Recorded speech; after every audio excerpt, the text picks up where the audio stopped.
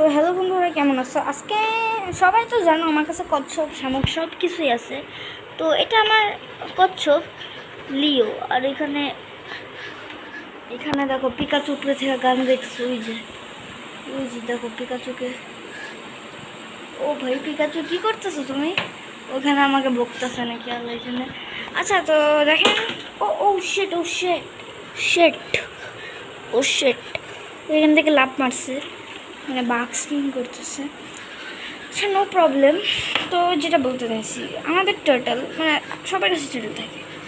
ধরেন কি আপনার কাছে টার্টলের ফুড শেষ, টার্টলের বাজারে ফুড নাই, বা আপনি টার্টলের ফুড পাচ্ছেন না, এই ক্ষেত্রে আপনি টার্টলকে আপনি কি মানে ফিশ ফুড কি অ্যাড করতে পারেন কিনা? ওই যে ওটাও দেখা শুরু করছে, দেখেন এই যে দেখেন মিঠেও দেখা শুরু করছে পিকাচুর সাথে।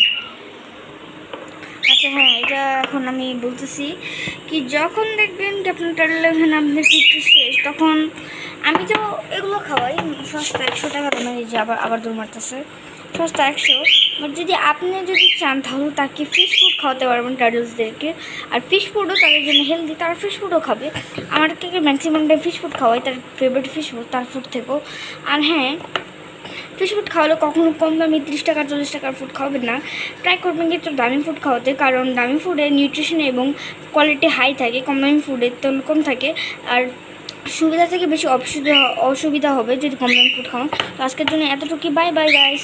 আর আমার কচ্ছপটা খুবই সুন্দর, এটা নর্মাল কচ্ছপ, এটা 2-3 দিন হয়েছে কিনেছি। আর বাই বাই।